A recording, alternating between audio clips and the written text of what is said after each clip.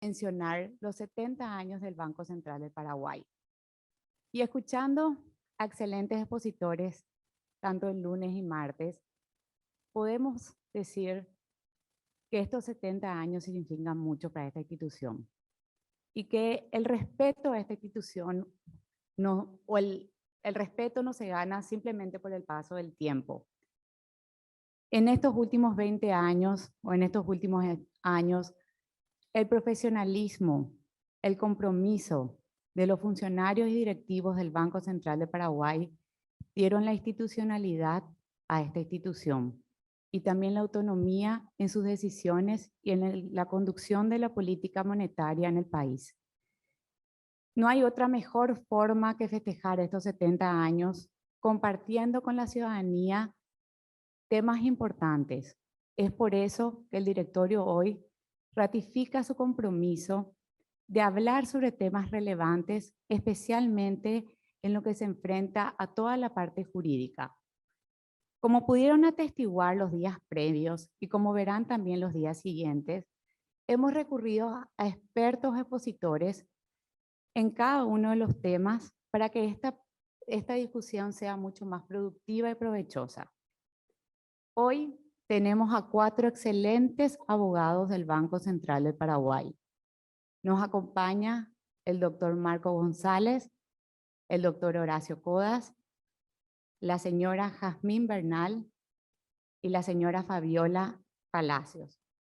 Y vamos a estar abordando varios temas de actualidad, entre los cuales tenemos la nueva ley de procedimientos administrativos que justamente ya estaba presente en casi todos los países de la región y hace mucho ansiábamos que Paraguay también tenga esta ley. Esta ley plantea un nuevo esquema de relacionamiento entre el Estado y la sociedad, siendo la finalidad proteger el derecho de las personas que busca el eficaz cumplimiento de los fines públicos, los intereses generales, pero al mismo tiempo también va a renovar las garantías del funcionario público, pero también le va a dar nuevas responsabilidades. Esta ley entraría en vigencia en septiembre y creemos más que relevante hoy poner en discusión. Por otra parte, también vamos a estar hablando de la nueva regulación de gobierno corporativo. Es importante entender cuáles fueron las bases que llevaron a esta regulación y sobre todo los objetivos que pretendemos lograr con su aplicación correcta. Los avances del gobierno corporativo hacen que el sistema financiero y asegurador sean aún más atractivos, más sostenibles económicamente y por lo tanto más competitivos. Es esencial que tanto nuestro sistema financiero como nuestro sistema asegurador vaya migrando a un gobierno corporativo mucho más eficiente. Y eso le va a permitir, siguiendo las reglas locales, también llevar a prácticas internacionales que hoy se aplican. Por último, la utilización de nuevas tecnologías y la inclusión financiera en el mercado de seguros plantea situaciones que deben ser atendidas por el regulador para una adecuada protección del asegurado, que es el fin último de la regulación de este sector. Pero junto con una adecuada protección, somos conscientes de que la regulación debe acompañar el desarrollo de negocios, dada la rapidez y necesidades que estos presentan. Como ven, los temas que vamos a abordar son muy diferentes, pero al mismo tiempo tienen un hilo común: la convergencia entre la necesidad de la alianza entre el sector público y privado, de manera que toda la gestión pública sea mucho más eficiente.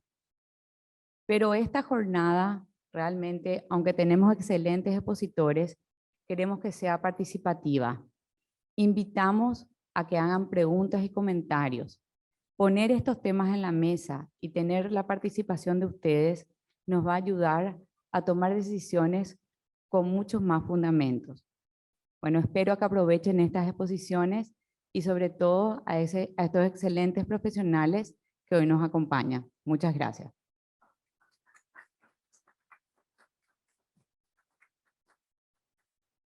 Buenas tardes, bienvenidos a este tercer día de nuestra Semana de Derecho Banco Centralista. Hoy estamos con los abogados de la Casa, los abogados del Banco Central del Paraguay. Si se permite, quizás la semana más Banco Centralista, el día de la semana más Banco Centralista, de la semana de Derecho Banco Centralista. Cuando uno piensa en Derecho Banco Centralista, ¿a quién acudiría? A la unidad jurídica del Banco Central del Paraguay. Es una cosa que surge naturalmente. Y entonces, por eso, hoy contamos con la plana mayor de la unidad jurídica, con excluyendo al doctor Aldo Rodríguez, que va a estar participando el día viernes. También es un poco, el día de hoy nos demuestra un poco el por qué hacemos este evento, en razón de la amplitud de los temas tratados. Nosotros vemos que el Banco Central sufre un poco la maldición del exitoso. Trabaja bien, se le da un aumento de trabajo. Cada vez se van dictando, o vemos que se van dictando leyes delegando mayores tareas y funciones al Banco Central del Paraguay. Creemos que en no menor medida por el prestigio y el respeto que se ha ganado el banco ante la sociedad y todos los operadores de justicia.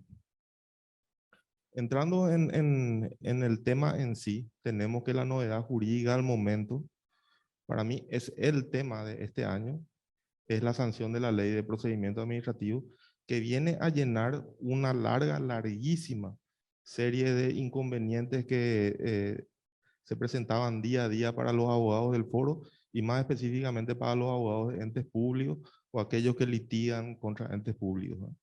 Por ejemplo, uno sabe, o todos pasamos por esto, en la facultad siempre te enseñan lo que no está permitido, está prohibido para las entidades públicas. Entonces, perfecto, ¿dónde está? No está en la Constitución, no estaba escrito en ninguna ley, estaba así en la Constitución previsto el principio de la libertad privada, pero no estaba lo otro, ¿verdad? Entonces nos íbamos rellenando con principios, con doctrina y de forma pretoriana todas estas cuestiones, ¿verdad? También creo que la ley habla un poco de la acción de lesividad, que recuerdo como anécdota en un juicio fue admitido por el Tribunal de Cuentas y luego fue revocado por la Corte, porque la Corte decía que no tenía consagración legislativa y la facultad de revocar los actos era implícita de todas las instituciones públicas.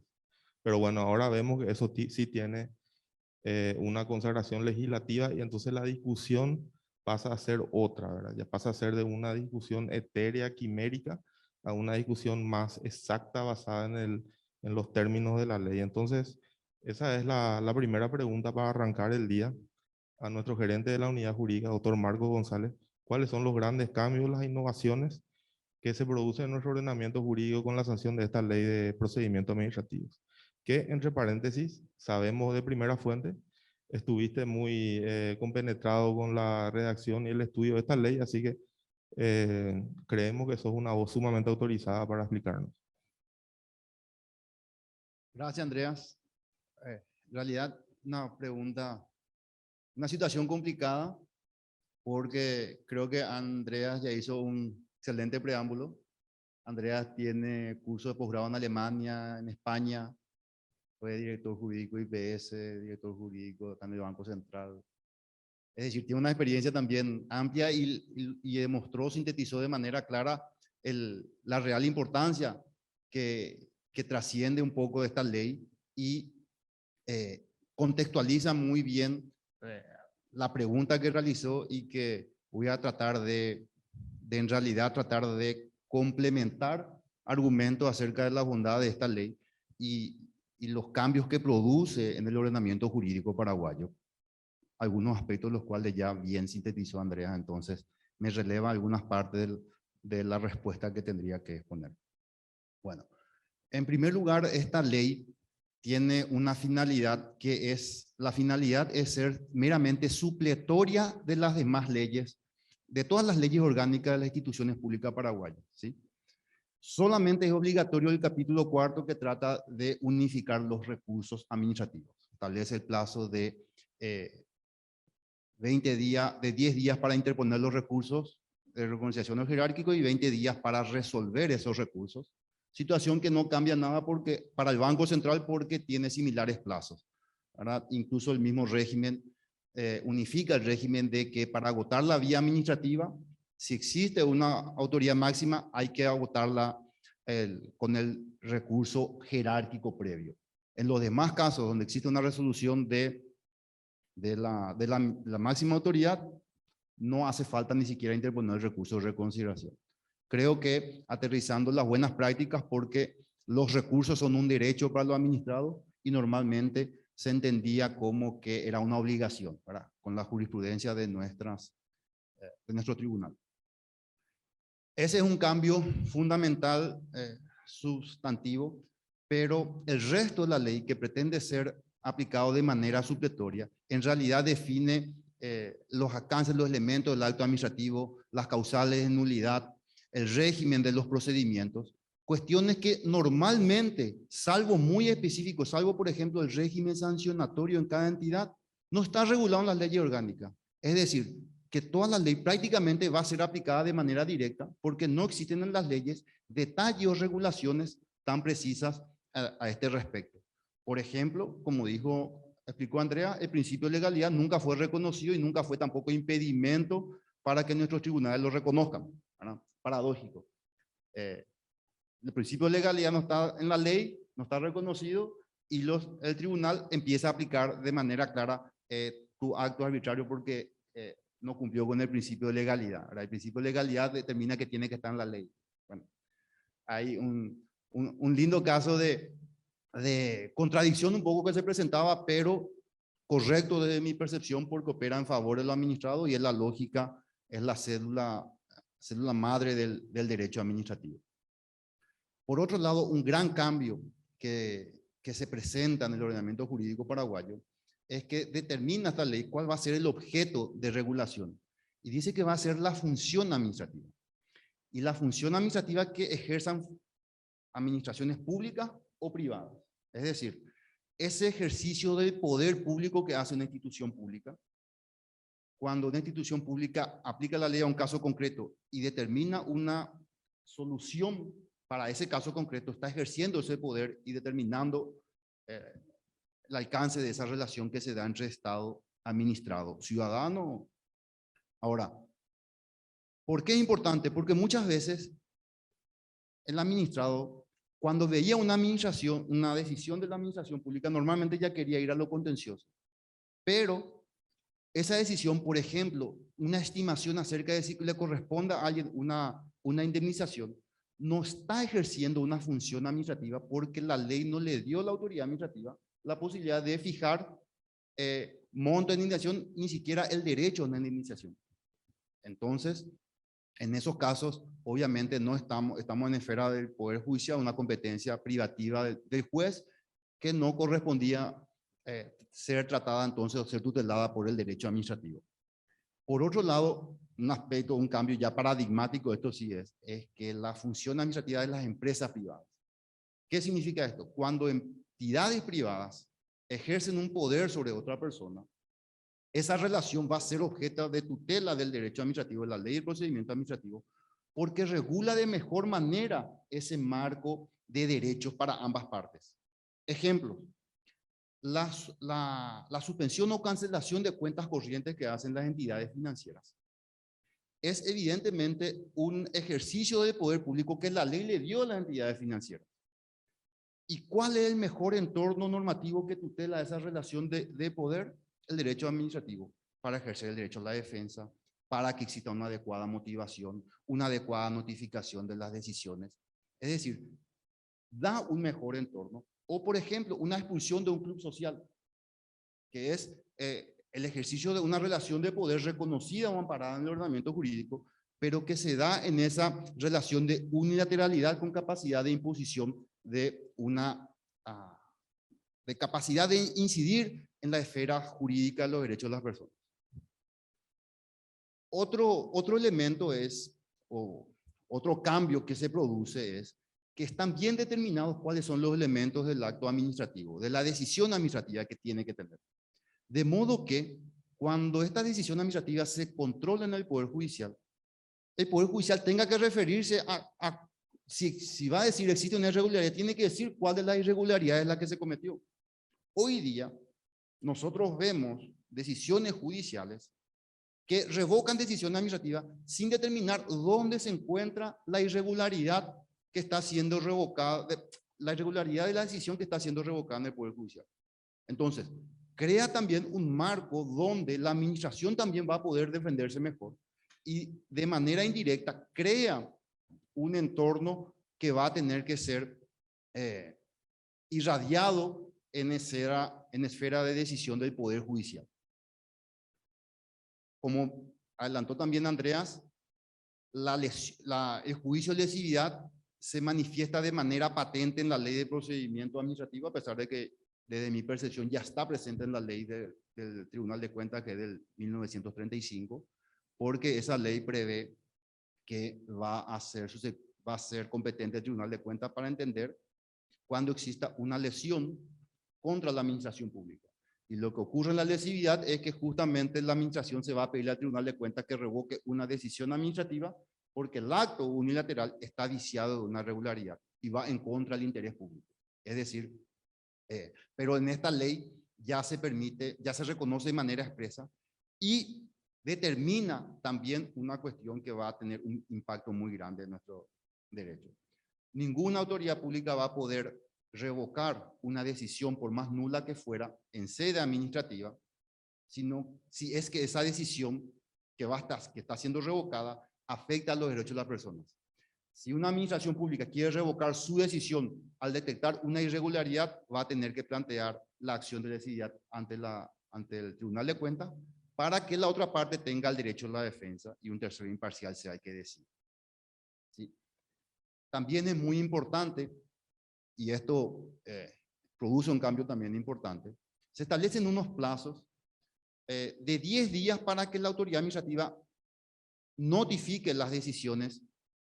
Es decir, está metiendo un mecanismo para evitar el antidatado de las decisiones administrativas. Y otra cosa, el plazo de 18 días que tenemos en Paraguay para recurrir las decisiones contenciosas administrativas, creo que es una vergüenza para nuestro país que tiene que llamarnos a reflexionar y a modificar en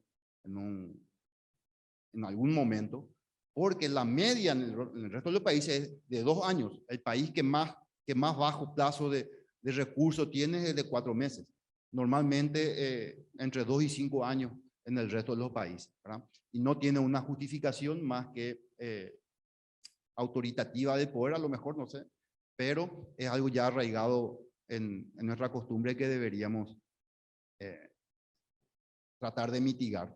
Y esta ley tiene un mitigante. Por ejemplo, cuando se produce una notificación, la notificación tiene que indicar el texto completo de la resolución notificada, cuáles son los plazos para interponer los recursos, qué tipo de recursos caben contra esa decisión, cuáles son las autoridades contra las que se puede interponer los recursos y si esa decisión agota la vía administrativa. Si uno de estos requisitos no se contempla en la notificación, el administrado ya puede recurrir la decisión administrativa, pero el plazo de 18 días no le va a vencer hasta tanto se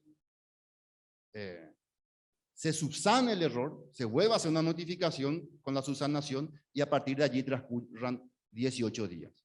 Es decir, es una consideración que se hace porque existen personas en condiciones de vulnerabilidad que a lo mejor no conocen o no tienen la oportunidad de consultar con un abogado. Imaginemos a la maestra de campo que recibe una notificación del Ministerio de Educación y tarda a lo mejor 15 días en verla viajar a algún centro urbano donde puede tener contacto con algún profesional. Entonces, es crear un poco ese entorno.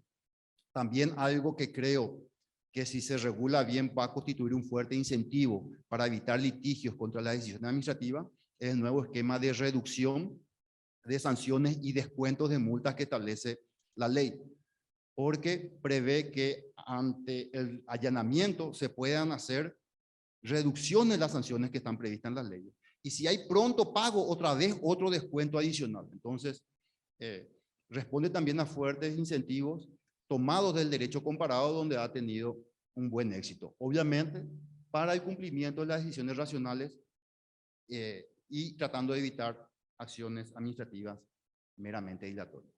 Y por último, una cuestión sumamente interesante que a mí me parece que establece esta ley, es que establece doctrinas sanas como por ejemplo la de plazo razonable. Nuestra Corte Suprema de Justicia ha empezado a utilizar la doctrina de la Corte Interamericana de Derechos Humanos sobre plazo razonable pero lo hacía de manera incorrecta. Tenemos casos donde la ley determinaba un plazo de 60 días, por durar el sumario 61 días, la Corte determinaba que el plazo razonable no se cumplió y revocaba la decisión. Cuando la doctrina de la Corte Interamericana no dice eso, no dice sumar plazos. La doctrina de la Corte te dice, determina un poco si el expediente fue voluminoso, si la complejidad del caso ameritaba o no una prórroga, si se ejercieron defensas o pedidos de pruebas que justifican el exceso del plazo. Y aún así, cuando se dan estas tres condiciones, o cuando no se dan estas tres condiciones, la Corte Interamericana no prevé la impunidad del sujeto sancionado, prevé la indemnización por verse sujeto a un plazo indefinido y racional, ¿verdad?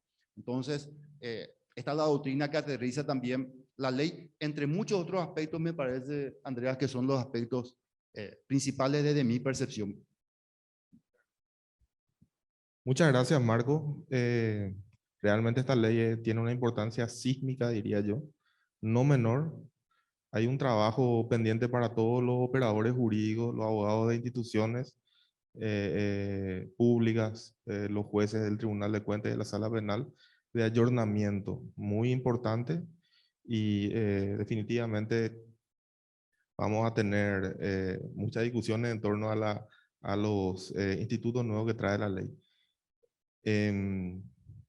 Pasando a otro tema, sobre otro de los temas que compete al Banco Central, tenemos el gobierno corporativo, que a mí siempre me llamó un poco la atención, porque se trata de la estructura de las sociedades, que en sí está dada en el Código Civil. Uno ve, por ejemplo, que la sociedad anónima o sociedad por acciones, como es una sociedad de terceros que ponen a trabajar un capital, tiene, por ejemplo, la sindicatura, que es el control del directorio para los accionistas, ¿verdad?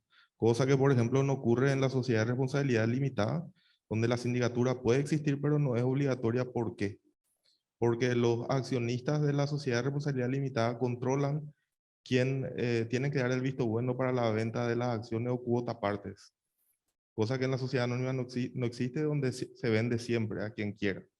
Entonces, por eso el control de la sindicatura es esencial en la sociedad anónima y no en la SRL. Cosas así que uno había aprendido en la facultad y había entendido un poco por qué era esto así. Y a partir de ahí habíamos visto que eso era o habíamos pensado en su momento que esa era toda la normativa sobre gobernanza que necesitaríamos. Pero claro, las instituciones financieras, sobre todo, tienen a su cargo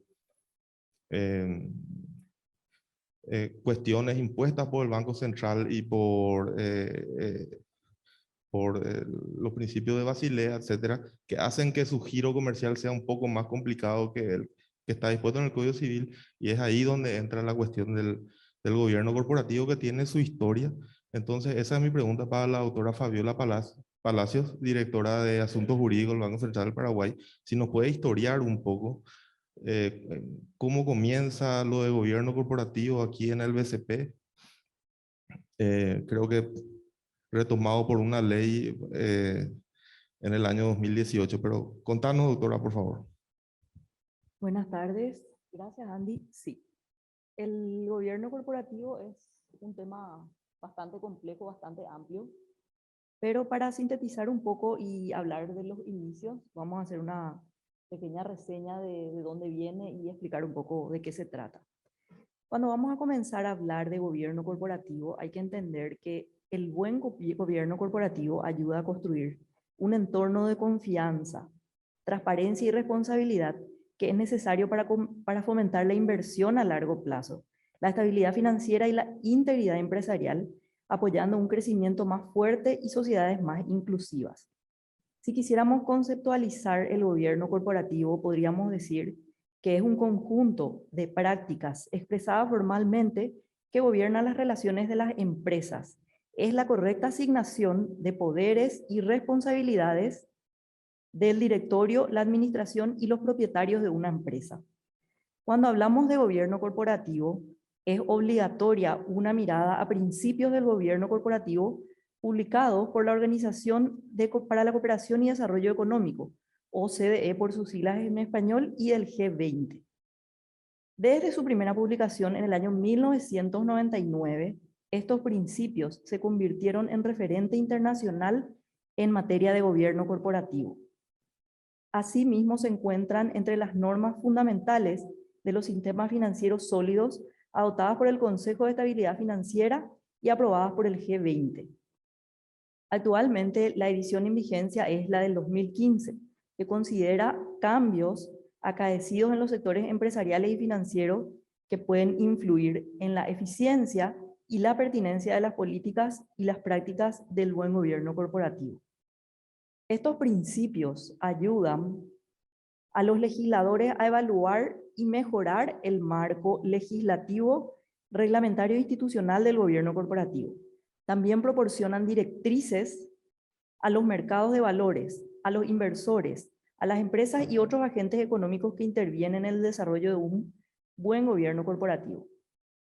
En Paraguay, como antecedente de gobierno corporativo a nivel nacional, tenemos el decreto 6381, que es del año 2016. Este decreto aprobó el Código Arandú, en el que se establecen compromisos y buenas prácticas en materia de buen gobierno corporativo para las empresas públicas en el Paraguay. Este documento dice resumidamente que el Estado, en su calidad de propietario de empresas públicas y su reto de hacer más efectiva su misión de crear valor, ha requerido en el mundo de las buenas prácticas del buen gobierno corporativo. Es por ello que instituciones como la OCDE a nivel global y la CAF a nivel Latinoamérica han recomendado lineamientos de buenas prácticas de gobierno corporativo para las empresas de capital estatal. El Estado paraguayo viene realizando importantes reformas para fortalecer su rol de propietario de las empresas que integran el sistema de empresas públicas, siendo el principal cambio que se introdujo la creación del Consejo Nacional de Empresas Públicas para que ejerzan un rol de entidad propietaria, así como la constitución de su brazo técnico, que es la Dirección General de Empresas Públicas. En ese contexto, el propósito de mejorar la eficiencia de empresas públicas del Paraguay y responder a las expectativas de sus grupos de interés, el Ministerio de Hacienda decidió asumir el compromiso de implementar y armonizar buenas prácticas de gobierno corporativo que le permitan no solo fortalecer su rol desde la óptica Estado propietario, sino además aclarar el relacionamiento, la dirección y el control de las empresas de las cuales el gobierno es propietario o en las que participa como accionista.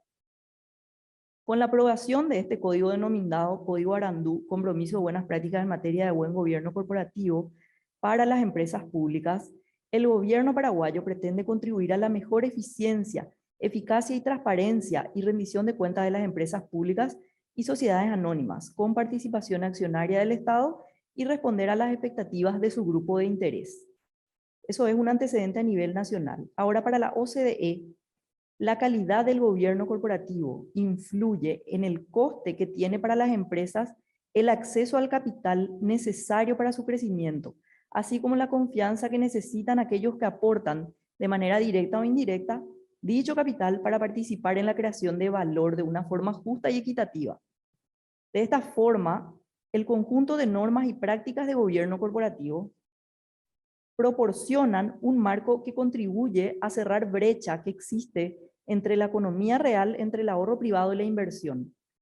Como consecuencia de ello, el gobierno corporativo reafirma el convencimiento de accionistas y otros actores interesados de que sus derechos se encuentran debidamente protegidos, posibilitando que las empresas reduzcan sus costes de capital y facilitando su acceso a los mercados de capitales. Esto resulta de una gran importancia en los actuales mercados de capitales globalizados. Los flujos internacionales de capitales permiten a las empresas acceder a financiación procedente de un mayor número de inversiones. Ahora, en cuanto al Banco Central, si miramos cómo viene obrando el Banco Central en materia de gobierno corporativo, podemos mencionar como un antecedente el reglamento del 2010 que establecía los estándares mínimos para un gobierno corporativo. Este fue aprobado por el directorio el 4 de noviembre del año 2010. Esta resolución apuntaba a que la Superintendencia de Bancos promueva e impulse la adopción de sanas prácticas de gobierno corporativo entre los intermediarios financieros. Si bien en esta resolución se contemplaban ya las mejores prácticas de gobierno corporativo, su adopción no era obligatoria para los participantes del sistema financiero bajo la vigencia de la Ley 489 del 95. La propia resolución mencionaba que a través de esta se busca ayudar a las entidades a mejorar sus marcos de gobierno corporativo y al supervisor a juzgar la calidad de estos. Además, al decir de la resolución, la Superintendencia de Bancos valoraría positivamente que el directorio y la plana ejecutiva de las entidades adoptaran los estándares de un buen gobierno corporativo incluidos en esta resolución. En el sistema asegurador, la resolución del 2010 del gobierno corporativo para aseguradoras fue aprobada por la Superintendencia de Seguros.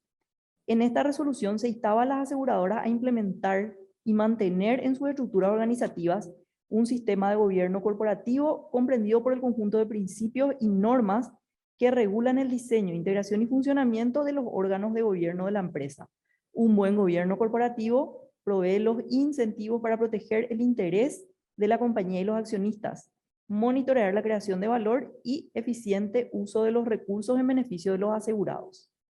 Ahora, bajo la vigencia de la Ley 6104, por la que se modificó y amplió la Ley 489, en el artículo 19, donde se establecen las atribuciones y deberes del directorio, se incluyó específicamente en el numeral 27 que el Banco Central deberá establecer condiciones de buen gobierno corporativo de las entidades supervisadas por la Superintendencia de Bancos y de las entidades contempladas en el numeral 29 de ese artículo.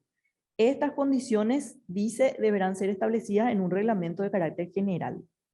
Esta nueva redacción legal facultó al directorio a establecer condiciones de buen gobierno corporativo ya de manera imperativa y no solamente a las entidades supervisadas por la Superintendencia de Bancos, sino también a las contempladas en el numeral 29 de la ley.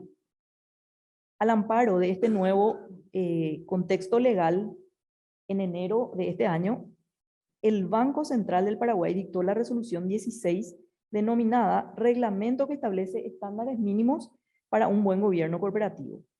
Esta resolución dispuso que las entidades supervisadas por la Superintendencia de Bancos y la Superintendencia de Seguros apliquen estos estándares mínimos para un buen gobierno corporativo a partir del 1 de enero del año entrante. Como nota distintiva, se señala que el artículo 2 del reglamento establece que los estándares aprobados constituyen un marco regulatorio ya de carácter obligatorio para las personas jurídicas supervisadas por ambas superintendencias. Entonces, esa es nuestra novedad, Andy, en materia de gobierno corporativo. El año que viene se empieza la implementación obligatoria de estos nuevos principios y en materia de gobierno corporativo. Muchísimas gracias, doctora, por tu interesantísimo resumen. No me quiero olvidar de saludar a los que nos siguen por vía remota. Al mismo tiempo que pasamos a otro tema que nos compete el día de hoy. A título personal, quisiera recordar las palabras de probablemente el presidente más inteligente que nos tocó conocer de los Estados Unidos, que es Obama, dando su discurso ante el Parlamento británico. Nos recordaba un poco como la mano invisible como tal no existe, sino que necesita de cierta ayuda por parte del Estado para que exista la competencia. Recordando también a otro presidente de los Estados Unidos, tenemos que John F. Kennedy decía que todos somos consumidores. Entonces, si la competencia afecta positivamente a los consumidores, este es un tema que nos interesa a todos. Y en ese sentido, queremos preguntar al doctor Horacio Codas, nuestro director de Asuntos Judiciales, sobre los avances o las novedades que tuvimos a partir de la sanción de la Constitución de 1992, la que estamos festejando o recordando los 30 años de la misma, en materia constitucional justamente y en materia legal. Entonces, doctor, si no podés. Muchas gracias, Andreas. Ahí vamos a ver si Sí, para la presentación. Gracias también al Instituto del Banco Central del Paraguay y a las autoridades del banco por la oportunidad que nos dan de tener acá presencia en este evento tan importante para la unidad jurídica y para el banco todo, ¿verdad? Bueno, el tema de la competencia es una cuestión realmente que en Paraguay está poco arraigada. Si bien las diferentes constituciones ya desde el año 1940 contemplan indicios de que la competencia es una obligación de máximo rango. En 1940 la Carta Política, si bien de corte autoritario, aprobada por decreto del Mariscal Estigarribia, nos decía que no se permitirán las combinaciones que tiendan al acaparamiento de artículos de consumo, al alza o la baja artificial. En este texto, alza o baja artificial, se entiende la doctrina paraguaya de que es, digamos, el activo más remoto del inicio del derecho de la competencia y a impedir la libre concurrencia.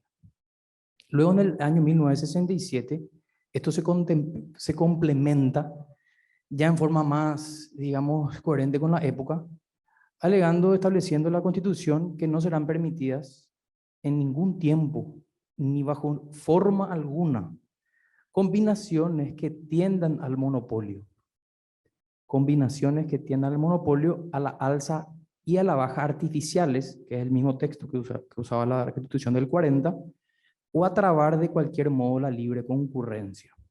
No obstante, esta consagración de máximo rango, el desarrollo a nivel legal tuvo que esperar muchísimo tiempo más, como veremos. En la Constitución de 1992, que cumple 30 años de vigencia, que acaba de cumplir, en el primer derecho económico consagrado en la parte dogmática, ¿verdad?, en el capítulo 9 de los derechos económicos y de la reforma agraria, claramente nos habla de la libertad de concurrencia. Allí nos dice, de una manera ya más garantista, que se garantiza la competencia en el mercado. Eso vamos a ver luego ya también el desarrollo legislativo que implica. Y que no serán permitidas, es decir, están proscriptas, la creación de monopolios y el alza o la baja artificiales de precios que traben la libre concurrencia. Redacción que ya viene del año 40. Porque es importante ver que este tema no estuvo arraigado por mucho tiempo en la cultura jurídica del país, ni tampoco en las prácticas empresariales, por supuesto, hasta porque solamente quedaba a nivel de principio constitucional, no había un desarrollo legislativo completo, es decir, que contemple tanto las obligaciones específicas de los diferentes actores, un órgano regulador y las respectivas sanciones de tipo administrativo. Tuvimos que esperar hasta el año 2013 para tener la primera ley de defensa de la competencia.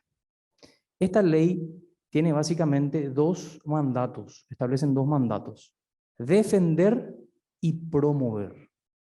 Son muy distintos, debido a que la defensa básicamente se asigna a un órgano creado, nuevo órgano creado por esta ley, que es la Comisión Nacional de Competencia, que busca justamente repeler las acciones u omisiones que tiendan a falsear la competencia en un mercado a través de diferentes tipos de conductas. Las más típicas son a través de las actuaciones restrictivas o acuerdos colusorios entre competidores de un mismo mercado relevante. También tiene un sistema de control o verificación para evitar el abuso de la posición dominante en un mercado relevante que tenga algún actor específico. Acá vemos que esto entra dentro del concepto de defensa. Es decir, que la competencia la debemos cuidar, la debemos tener como valor constitucional y tenemos que repeler. Igualmente, como método de defensa, se tiene el control previo de concentraciones económicas. Esto justamente busca evitar mayores concentraciones a las existentes ya, ¿verdad?, al inicio de la sanción de la ley, en ciertos mercados relevantes. Hay una obligación de notificación y el órgano, la CONACOM, debe aprobar ciertas fusiones, adquisiciones de empresas según las cuotas de mercado que tenga cada digamos, sujeto sometido y también con ciertos umbrales. Aclaro que con respecto a las cuestiones de defensa de la competencia no nos vamos a extender y no es materia necesariamente de esta posición. Sí queremos hacer foco en lo que es aún mucho más desconocido en el país, que es la promoción de la libre competencia. Porque una cosa es la defensa, buscar que no se violen ciertas o que no se cometan ciertas, digamos, actividades que vayan en contra de un mercado libre y competitivo. Y lo otro es promover que en mercados ya poco competitivos, de hecho, por la historia de la economía paraguaya y por la historia de la regulación legal, vemos que al momento de la sanción de la ley, por supuesto que había muchos mercados específicos con altas concentraciones de cuotas de mercado o bien monopolios, oligopolios y también, hago énfasis en esto, con arraigadas prácticas restrictivas de la competencia, como los acuerdos colusorios, los acuerdos entre asociaciones, federaciones de comercio, de industrias específicas, que tenían hasta la sanción de la ley, incluso hasta ahora, muy arraigada la cultura de, por ejemplo, concertar precios en común. Cuestiones claramente sancionadas por la ley. Ahora bien, si bien es del 2013 la ley, recién en el decreto 1490 del 2014 tuvimos la reglamentación. Y aún más tarde, allá por julio del 2015, recién se logra la instalación de la CONACOM, que tiene como principal función la defensa de la competencia. Hago énfasis en esta distinción. La defensa de la competencia entonces queda a cargo de este órgano. Ahora bien, los reguladores sectoriales, que son todos los otros reguladores específicos de mercados, como por supuesto constituye el Banco Central de Paraguay para el sistema financiero, para el mercado asegurador, para el sistema de pagos. Igualmente la CONATEL para las telecomunicaciones, el Ministerio de Salud para todo lo que tenga que ver con el sistema de salud. Y hay muchísimos reguladores de INAPI, para derechos intelectuales, etc. Hay un número grande de reguladores de mercados sectoriales. ¿Qué quiere decir? Mercados donde debiera existir o existen competencia entre sujetos privados que se disputan el aumento legítimo de sus cuotas de mercado para llevarse obviamente mayores beneficios, como es, que es plausible también, ¿verdad? Eso sería la introducción, Andrea, en cuanto a situarnos un poco en esta cultura poco arraigada de competencia que tenemos en el país. A pesar de que desde la Constitución de 1940 tenemos normas de máximo rango que recién han sido puestas en vigencia, para decir en concreto, en el año 2015. Doctor, interesante. Pasamos un poco a otra área que también nos compete como Banco Central, que es la Superintendencia de Seguros. Tenemos hoy aquí a la doctora Jazmín Bernal, que es la directora jurídica de la Superintendencia de Seguros. Y vemos que a partir de la pandemia, sobre todo, se ha acentuado la utilización de medios remotos o medios tecnológicos para concluir todo tipo de transacciones. Entonces, yo recuerdo que algún abogado ya de más años me comentaba que en su momento fue toda una sensación que nuestro Código Civil permitía el consentimiento por teléfono, un código sancionado en 1985 y que entró a regir en 1987, ¿verdad?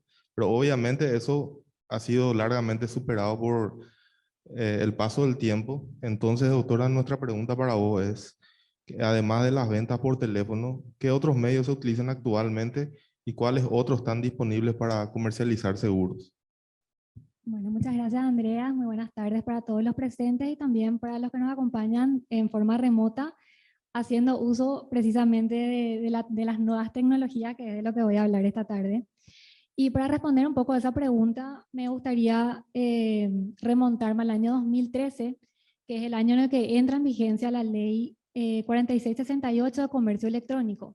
Esta ley lo que dispuso es que todos aquellos contratos que sean celebrados vía electrónica van a surtir los mismos efectos que los contratos celebrados de forma escrita. ¿Y qué se entiende por celebrados vía electrónica? La ley nos dice que son aquellos que usan equipos electrónicos de tratamiento y almacenamiento de datos y que se transmiten, canalizan y reciben enteramente por cables, radio, medios ópticos, electromagnéticos, conocidos o por conocerse. Y acá muy sabiamente la ley introduce la palabra conocidos o por conocerse, con lo que se abre la posibilidad de implementar nuevas tecnologías y permitir entonces, ya que sabemos que el avance tecnológico es constante. Entonces, luego de la promulgación de esta ley, además de las ventas por vía telefónica, empiezan a utilizarse muy asiduamente la comercialización de seguros a través de correo electrónico. Hoy en día, con el avance ya de la tecnología, a estas dos formas relativamente modernas y distintas a la forma tradicional de celebrar contratos de seguro, se suman otras tecnologías, como por ejemplo el Machine Learning, que es una rama de la inteligencia artificial que lo que permite es que las máquinas aprendan sin ser programadas para dicho efecto. Y lo que permite es crear sistemas capaces de identificar patrones con ciertos datos y hacer predicciones. Para que tengan una idea del uso cotidiano que se le da a este Machine Learning, esta es la tecnología que está detrás, por ejemplo, de las famosas sugerencias de Netflix, que te sugieren películas o series a partir de los gustos que uno tiene, ¿verdad? También es la tecnología que está detrás, por ejemplo, del reconocimiento de voz de Siri y de Alexa. Otro uso que se le da es, por ejemplo, en la implementación de los vehículos inteligentes para que estos puedan conocer la ruta y manejarse solos, ¿verdad? En cuanto al seguro, lo que permite esta tecnología es una gran cantidad de información que es recolectada de los clientes y, por lo tanto, facilitar el uso de los objetos asegurados y los procesos. Por eso no es de extrañarse que las compañías de seguros estén utilizando esta herramienta para conocer justamente los gustos, las actividades de sus clientes e incluso medir el riesgo que representan ciertas actividades que ellos llevan a cabo, ¿verdad? Otra tecnología bastante utilizada hoy en día es el chatbots, que son los asesores robot con los cuales se puede mantener una conversación en línea, y esto facilita mucho y agiliza mucho la contratación de seguros, hace mucho más interesante y con la que se puede llegar a más personas también. En otras latitudes también ya se habla de los contratos inteligentes que se realizan a través de programas informáticos, y en estos no se utiliza el lenguaje natural, sino se utilizan códigos virtuales. Y aunque estos contratos todavía se encuentran en una etapa muy experimental, un caso de éxito a nivel internacional que se puede mencionar es la contratación, o sea, el seguro de retraso y cancelación de vuelos que es emitido por la compañía AXA. Si nos movemos ahora a lo que es la comercialización de seguros a través de agentes y corredores, que son los intermediarios del seguro, un caso de éxito del uso de tecnología son los llamados agregadores. Estos agregadores consisten en un sitio web que es capaz de ofrecer un comparativo de cotizaciones de varias compañías. En el Paraguay actualmente existe una corredora que utiliza esta tecnología, y en la página web lo que se hace básicamente es, por ejemplo, para la contratación de un seguro del automóvil, basta con colocar el modelo, el año de tu vehículo y te despliega las opciones de 3 compañías como mínimo, porque a eso están obligados nuestros intermediarios a ofrecer por lo menos el comparativo de 3 compañías, y te despliega las coberturas, las exclusiones y los diferentes precios. Entonces, de este modo vemos cómo la tecnología facilita muchísimo al alcance de la mano estar cubiertos por un seguro, ¿verdad? Y justamente este uso de la tecnología tiene un impacto directo en lo que hace a la inclusión financiera. ¿Por qué? Porque lo que se busca con la inclusión financiera es llegar a más personas. Y a través del uso de tecnologías es mucho más fácil, más amigable. Sabemos que las nuevas generaciones están muy acostumbradas, todos vivimos con el teléfono en la mano, entonces se hace mucho más sencillo contratar un seguro, incluso tiene un impacto positivo en lo que hace a microseguros, que está orientado a las personas con medianos y bajos ingresos, porque a través de un dispositivo móvil se puede acceder a personas que están situadas en el campo o en lugares donde muchas veces las compañías o los agentes de corredores no tienen una presencia física. Bueno, y como sabemos, en Paraguay digamos, la cultura asegurativa está todavía en un grado muy incipiente. Recurriendo a las estadísticas, nos encontramos que el primaje representa solamente el 1.1% del Producto Interno Bruto. En lo que hace a la contratación de seguros de automóviles, está en un porcentaje del 46% de todo el parque automotor. Luego, en cuanto a seguro de vida, esto le extraña mucho siempre a los extranjeros, porque dicen, Dios mío, en Paraguay aseguran su auto, pero no su vida, ¿verdad? Es solo el 16%, y para incendio estamos en 7%. Entonces, estos datos estadísticos dan cuenta de todo lo que falta por avanzar en materia de seguro en Paraguay, para hacerlo más accesible a todos. Y el uso de la tecnología, además de ser importante para la comercialización o para el contrato en sí de seguros, también es muy útil a la hora de la denuncia de los siniestros y de la gestión y liquidación de los mismos. Existen, por ejemplo, aplicativos que permiten al asegurado realizar las denuncias de siniestros en forma online o a través del celular, cargar los documentos, cargar fotografías, videos, y todo esto agiliza mucho el proceso de denuncia, de investigación del siniestro y también de liquidación y pago del mismo. Bueno, y hasta acá se mencionaron las bondades que encontramos en la implementación de las nuevas tecnologías. Pero si bien son muchas y muy interesantes, no tenemos que perder de vista que también el uso de estas tecnologías contiene una implicancia jurídica. Y a pesar de que podría extenderme en esto, elegí 3 puntos que me parecen focales. El primero de ellos es la protección de datos personales. Conforme a nuestra ley vigente, se tiene que contar con consentimiento informado, es decir, se debe informar expresa y claramente al contratante el uso que se va a hacer de sus datos personales. Y esto es muy importante porque cuando hablábamos de Machine Learning dijimos que las compañías utilizan ciertos datos obtenidos para introducir sus productos o incluso a la hora de valorar los siniestros, ¿verdad? Entonces, aquí es de vital importancia que se respete ese uso, el buen uso que se haga de los datos personales, ¿verdad?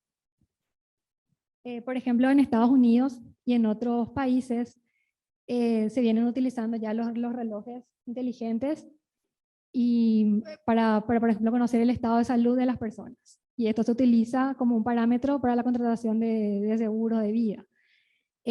También se utilizan el GPS o los dispositivos inteligentes que tienen los autos modernos para acceder a datos sobre la velocidad que llevaba un vehículo, por ejemplo. Y esto es útil a la hora de valorar un siniestro, o incluso muchas compañías lo utilizan como para tener en cuenta el riesgo que representa a esa persona. Si conduce normalmente a velocidad muy elevada, es muy probable de que cause un accidente.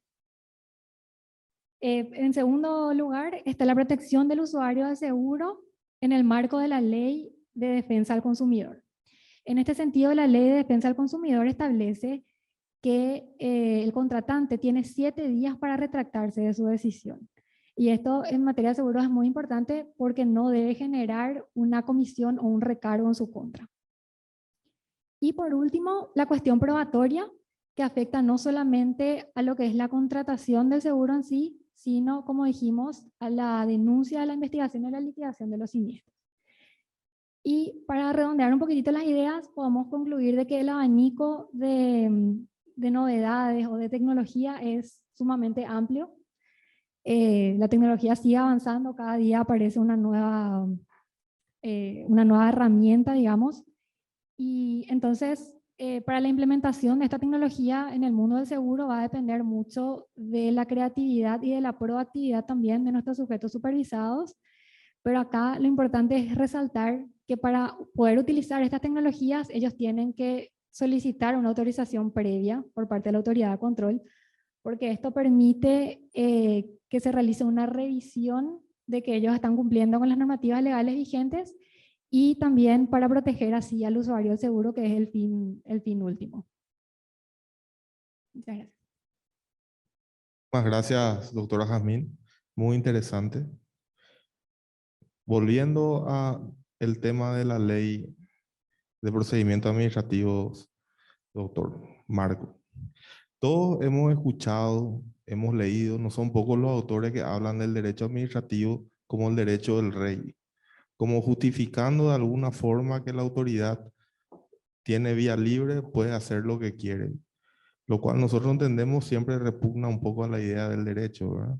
También creo que había por ahí alguna cita de autores de responsabilidad civil sobre que the king can do no wrong, el rey no puede hacer mal, ¿verdad? Como prohibiendo el reclamo de indemnización al Estado. Entonces surge esta duda.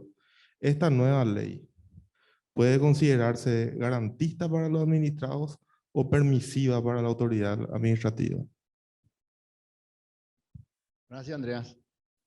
Ese es un tema, en realidad, que está en los genes mismos del derecho administrativo.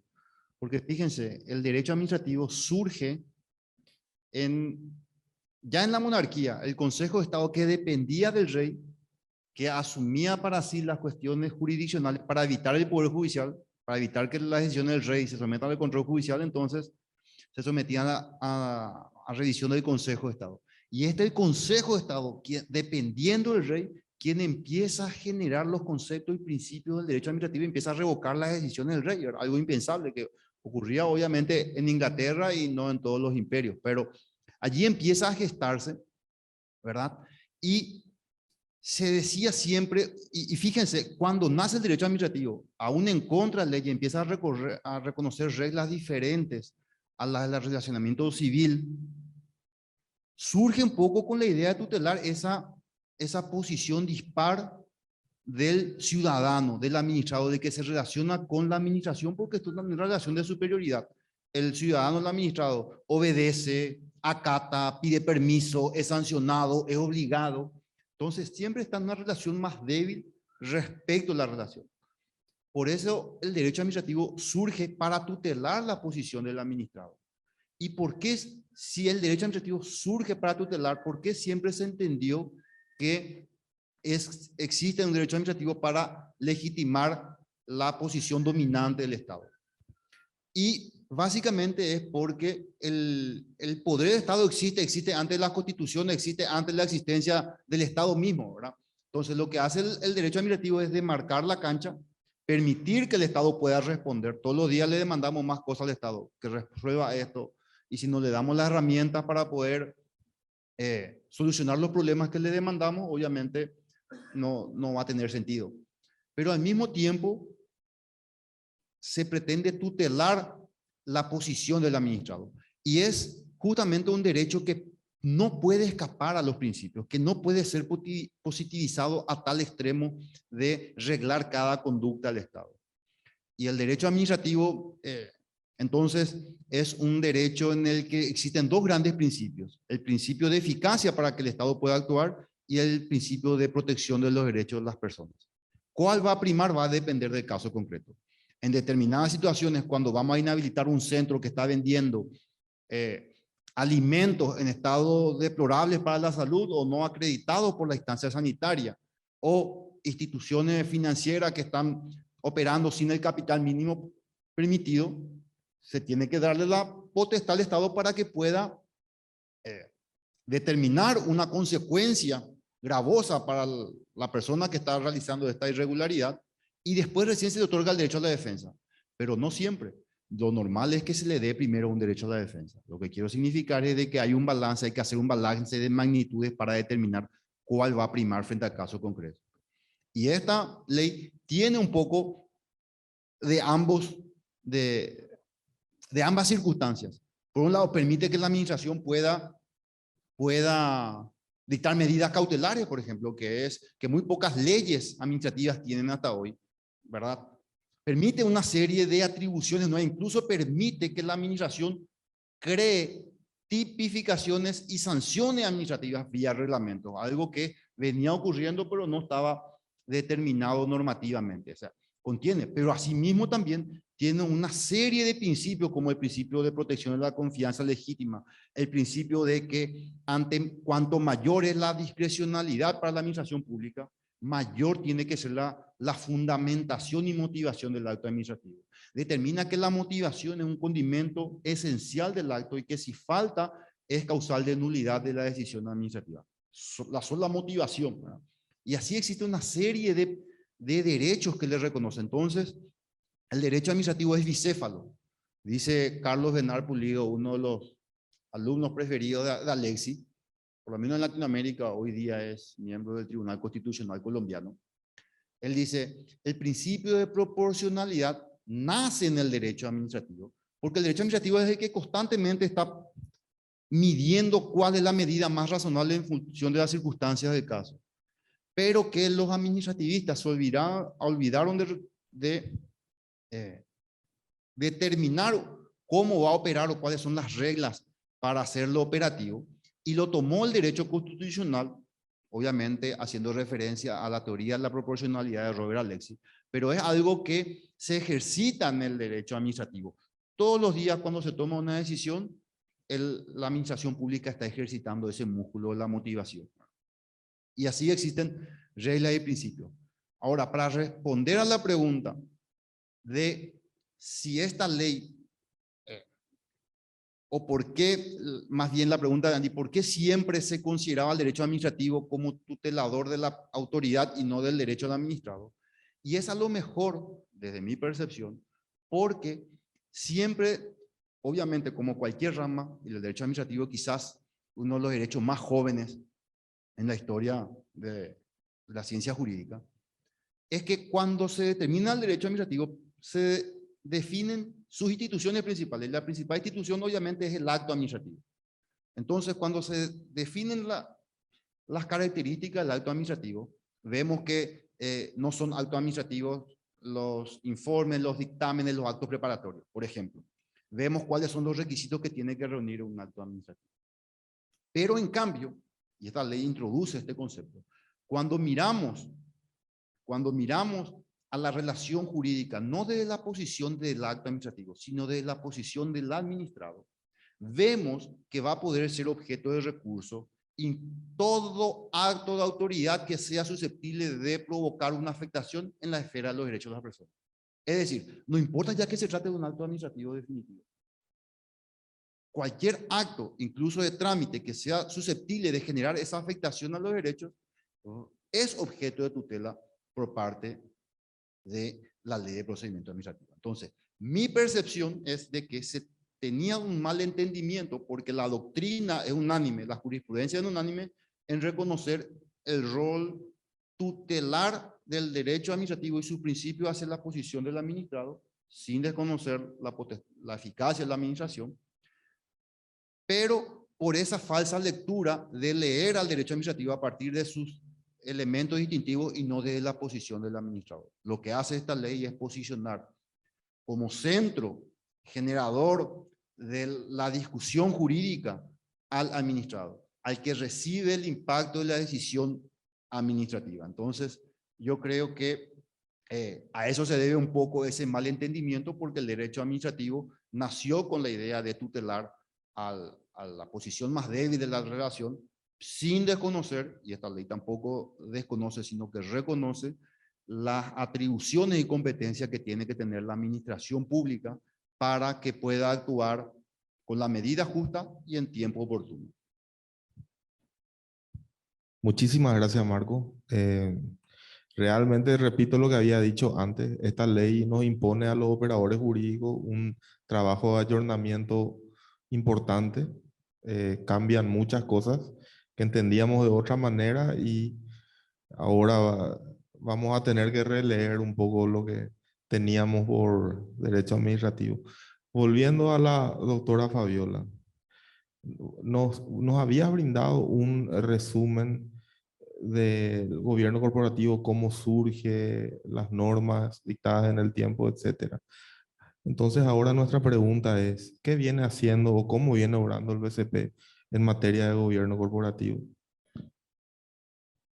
Bueno, como anteriormente comentábamos, el Banco Central ya vino expidiéndose con normativa anterior y hablábamos de que la característica de esta normativa justamente era que en aquel momento eran recomendaciones de buenas prácticas que no constituían obligación necesariamente para los supervisados, pero que sí eran miradas con buenos ojos y por supuesto se hablaba de todos los beneficios que esto significaba para las entidades que aplicaran estas normativas. Hoy en día el Banco Central ya con una posición distinta con el dictado de la ley 6104, con este nuevo reglamento ya sí pretende que todas estas instituciones supervisadas se ajusten a esta nueva reglamentación, como decíamos, a partir del año que viene. Ya de forma obligatoria van a tener que eh, incluir estas recomendaciones o estos estándares, mejor dicho, para el buen gobierno corporativo. Sí podemos hablar de algunas de las cuestiones que están incluidas en esta reglamentación. Lo que hizo el banco fue adaptar, porque todos los principios de gobierno corporativo están pensados para empresas en general. Lo que hizo fue adaptar al tipo de empresas que el Banco Central le toca supervisar. Y podemos mencionar algunas de las cuestiones principales que menciona el reglamento. Son los temas que incluye y establecen estándares mínimos, y para mencionar algunos relevantes, podemos hablar de la segmentación de las funciones. Esto viene a ser muy importante porque obliga a las empresas a determinar el directorio o asimilado, como dice la resolución, al órgano máximo de administración, a que sea responsable de la estrategia, de la gestión de riesgos, de la solidez financiera, de la solvencia, la organización interna y la estructura del gobierno corporativo de la entidad supervisada. La resolución deja muy en claro que las funciones pueden ser delegadas, pero que la responsabilidad permanece siempre para el directorio o asimilado. Habla la resolución de que le corresponde al directorio establecer reglas claras sobre diferentes materias. Por ejemplo, habla de la cultura corporativa, conducta ética y conflictos de intereses. O sea que las entidades van a tener que incluir en su normativa interna modos claros de actuar sobre conducta corporativa, conducta ética y conflictos de intereses. Es decir, que ellos van a tener que vigilar la aplicación y operatividad de las políticas y están obligados a identificar conflictos de intereses y tienen que ser gestionados estos conflictos de intereses sobre bases de políticas corporativas sólidas que sean acordes a la legislación nacional y que van a ser establecidas de antemano. También habla de que el directorio de las empresas tiene que promover una cultura de control en la organización. Es decir, que todos los integrantes de la organización tienen que comprender acabadamente su rol dentro del control interno. Tienen que entender que cada parte tiene la obligación de participar activamente en el control interno de la entidad. También se tiene que establecer el marco estratégico donde se defina muy claramente los segmentos de negocios los retornos esperados. Esto tiene que ser consistente con el apetito de riesgo, los niveles tolerables que tienen que estar también preestablecidos sobre estos apetitos de riesgos.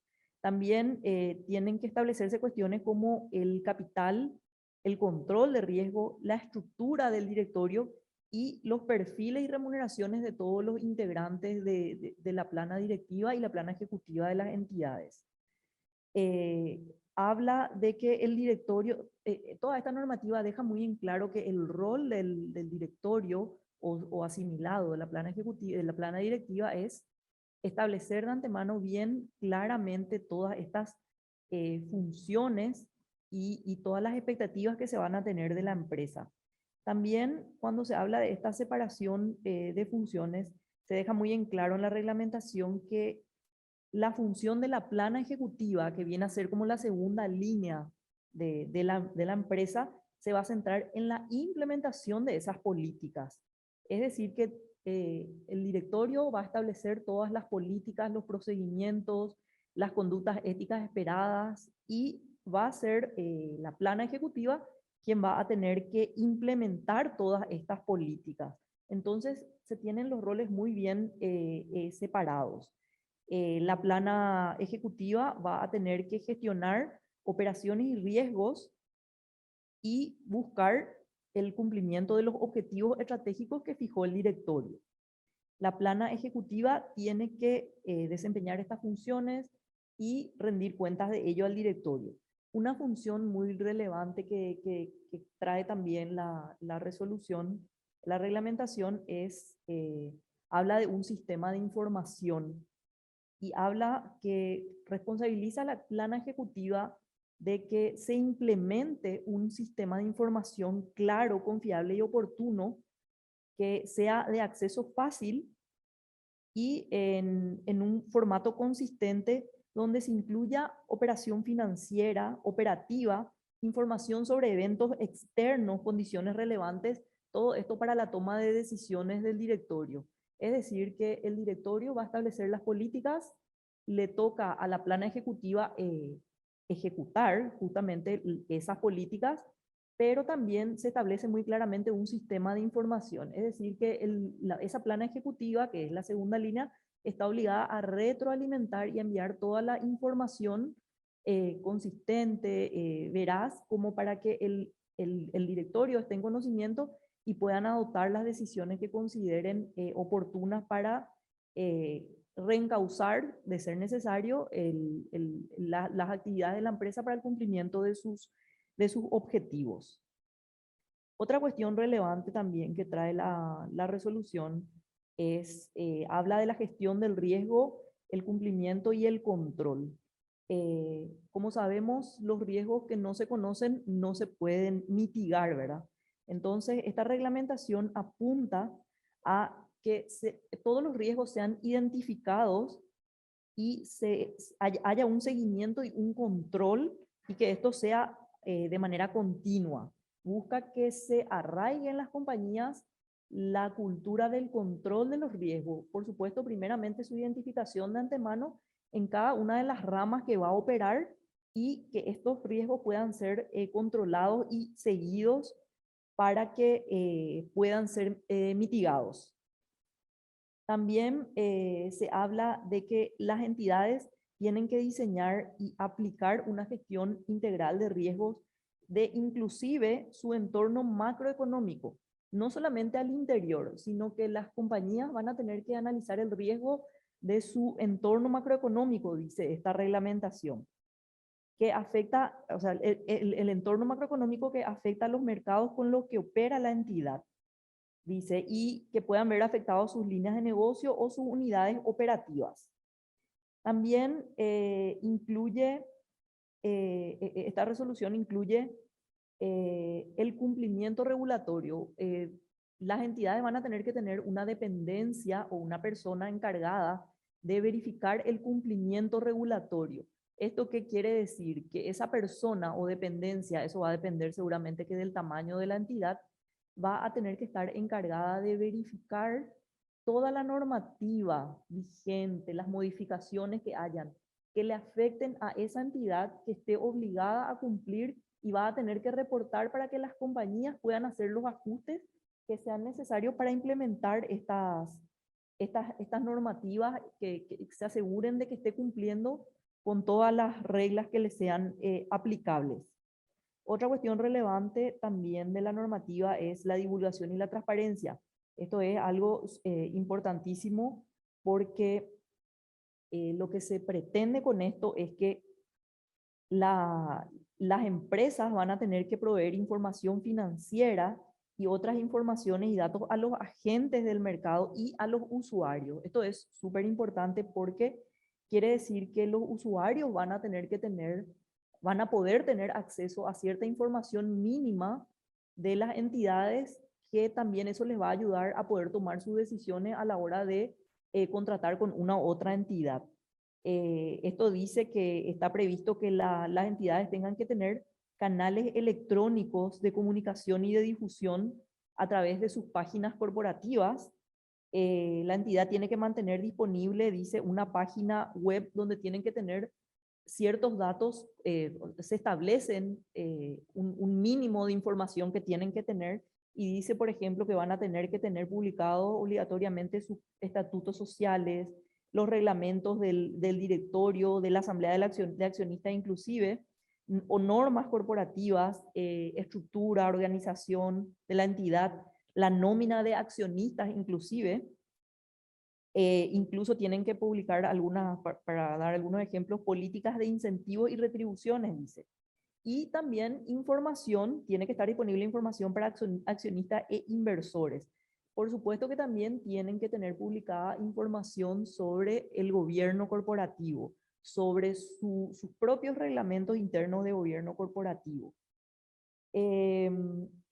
También la entidad tiene que además de estos medios tradicionales de publicación, tiene que difundir en su página web toda información relativa a, por ejemplo, convocatoria de asambleas. Inclusive tienen que acompañar en esas publicaciones su documentación y todo lo que estime necesario para la asistencia de los accionistas. También trae un apartado específico que es para las aseguradoras, donde habla de la función actuarial. Dice que las empresas van a tener que tener una dependencia o un encargado de realizar estos cálculos o esta función actuarial. También habla específicamente para las aseguradoras de la atención al cliente, donde se tiene que establecer, habla de que se va a tener que establecer procedimientos claros de comunicación con los clientes y definir políticas de atención al cliente, donde puedan gestionarse las quejas y las consultas de los tomadores de pólizas. Y habla que esto busca justamente minimizar a través de, o sea, establecer mecanismos de solución de controversias para evitar llegar a litigios judiciales. Entonces, como podemos ver, el banco con esta nueva reglamentación realmente busca que las entidades supervisadas se manejen de una manera bastante transparente y accesible, no solamente para el interior, sino que también para los supervisados, para los accionistas y para los grupos de interés de las empresas.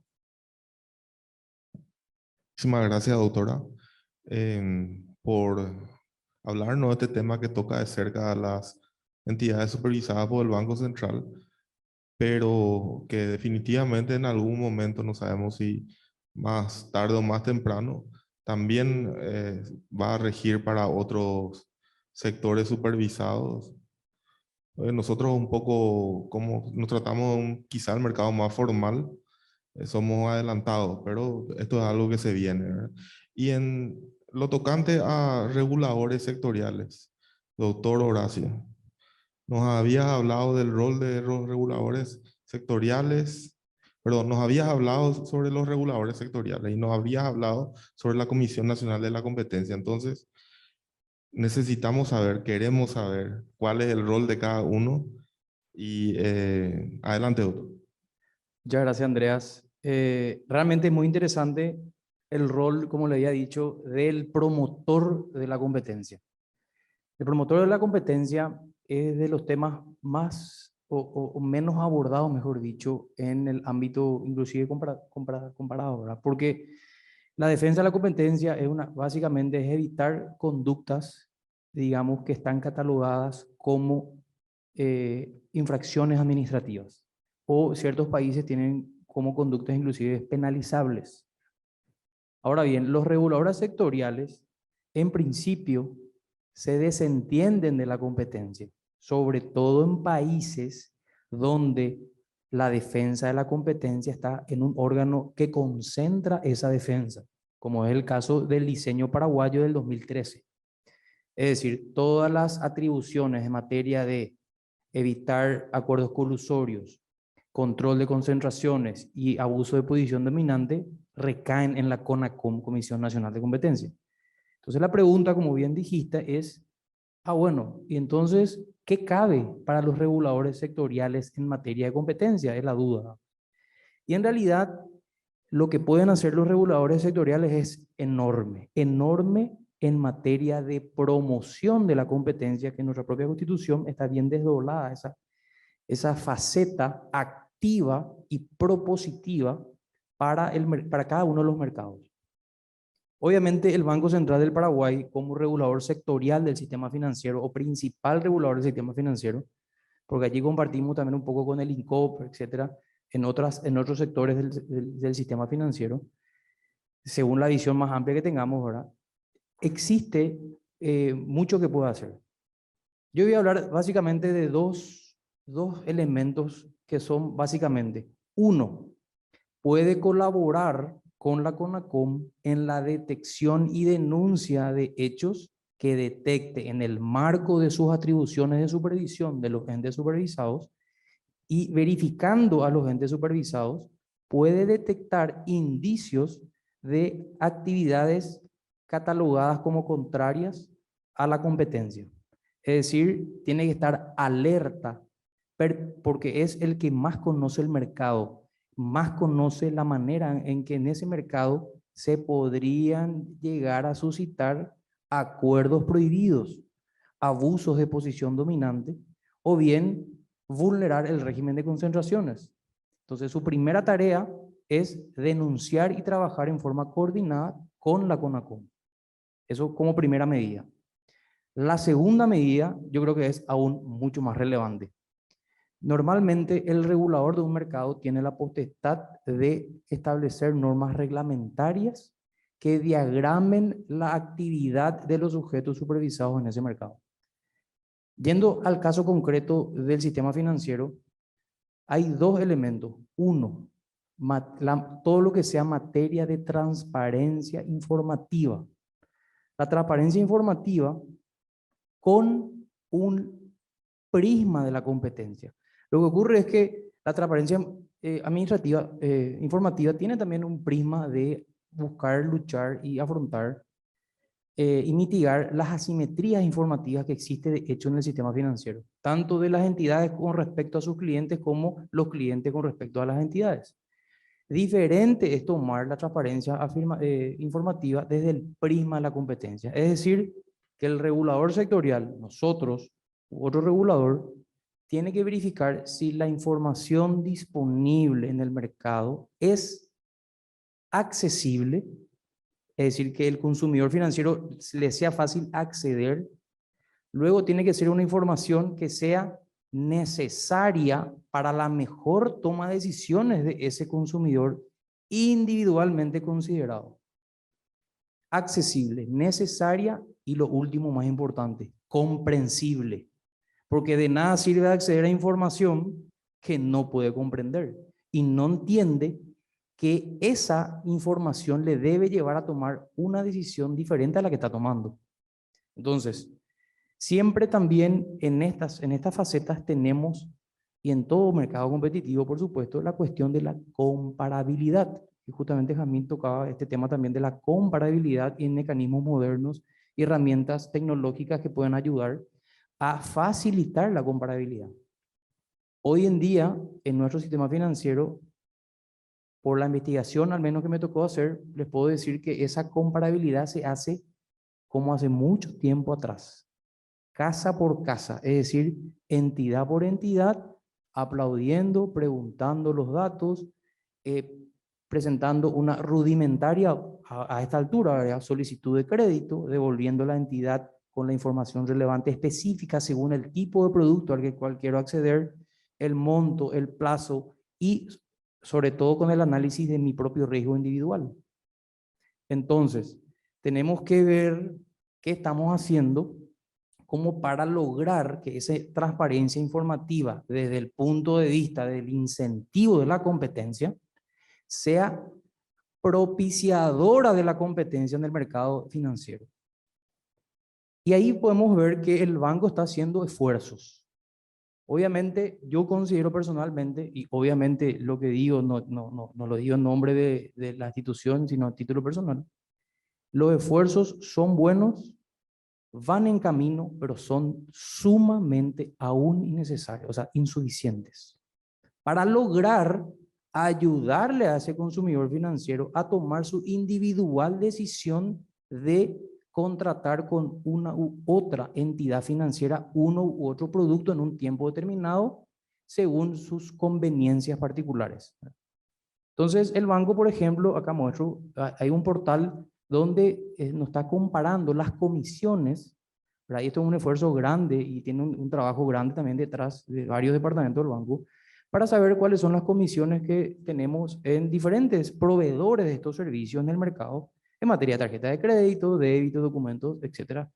Todo tipo de servicios o productos que se comercian. Pero vemos, como pueden observar, que la información, si bien puede ser suficiente para una regulación o una supervisión prudencial, es decir, con respecto a la estabilidad de estas entidades y a las reglas generales de juego que puede tener en cuenta alguien que visualiza estos informes, esto es insuficiente, por supuesto, para ese individuo particular que tiene en expectativa o está haciendo el trabajo, está insumiendo recursos humanos y económicos propios para tratar de tomar la decisión más racional que más adecue a sus necesidades.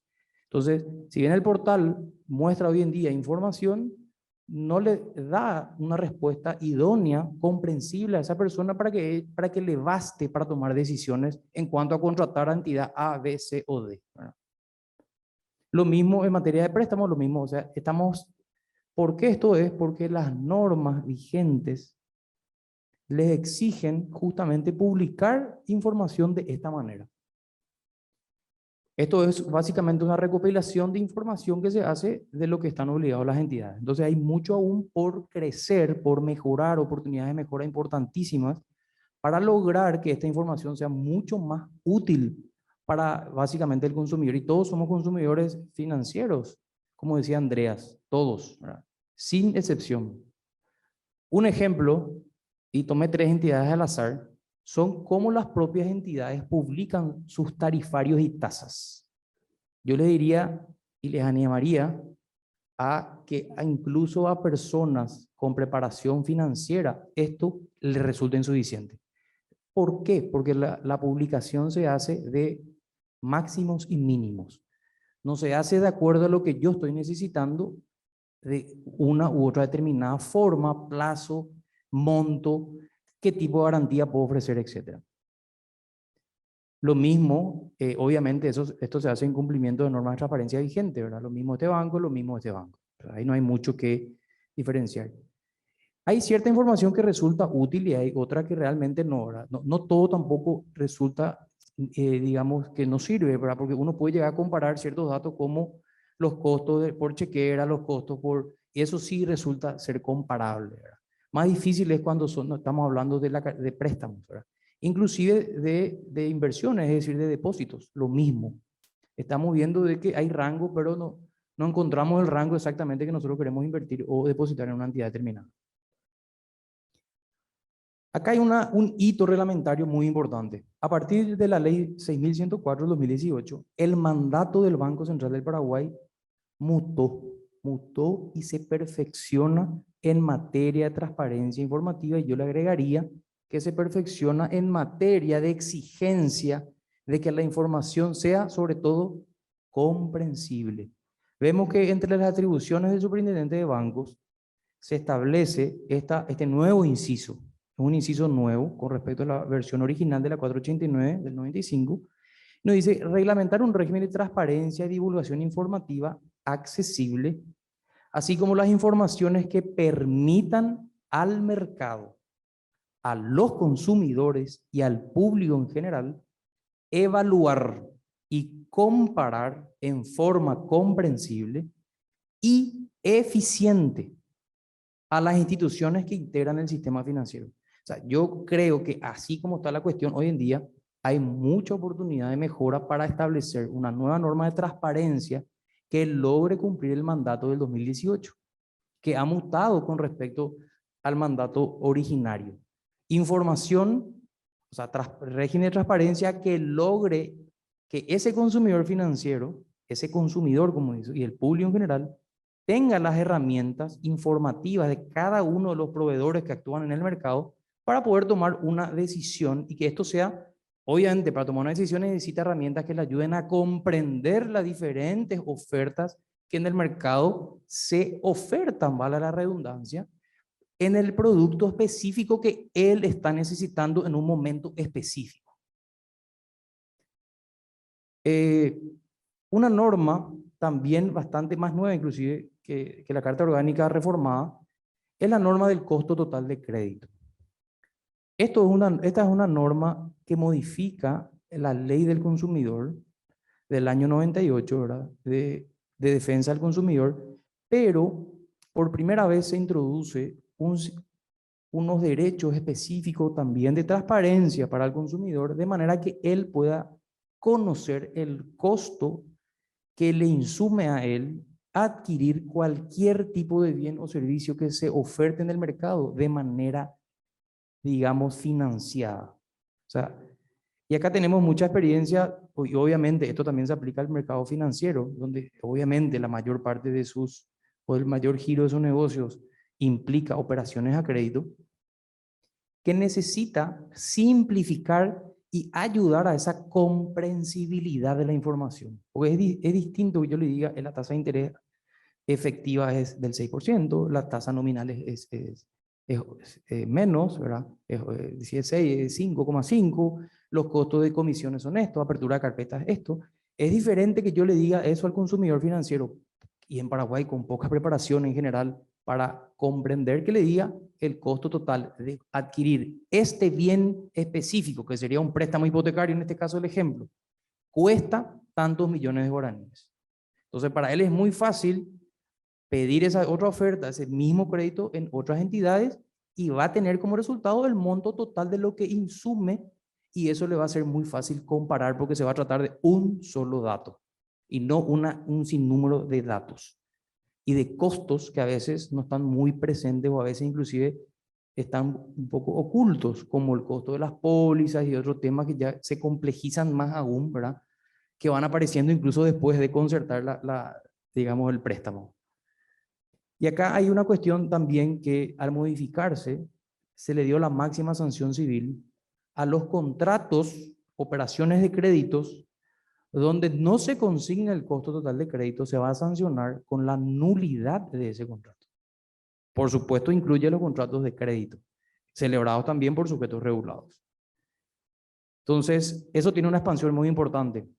Ahora bien, esta ley está dependiendo ahora de una regulación del Banco Central y conversando con compañeros, se está trabajando arduamente en terminar esa regulación para que, digamos, pueda ser operativa. Todavía no es operativa, pero estamos trabajando internamente en el banco para que eso sea, y eso va a tener, yo considero que desde el prisma de la competencia va a significar un incentivo para que haya mayor competencia entre los sujetos activos en este mercado.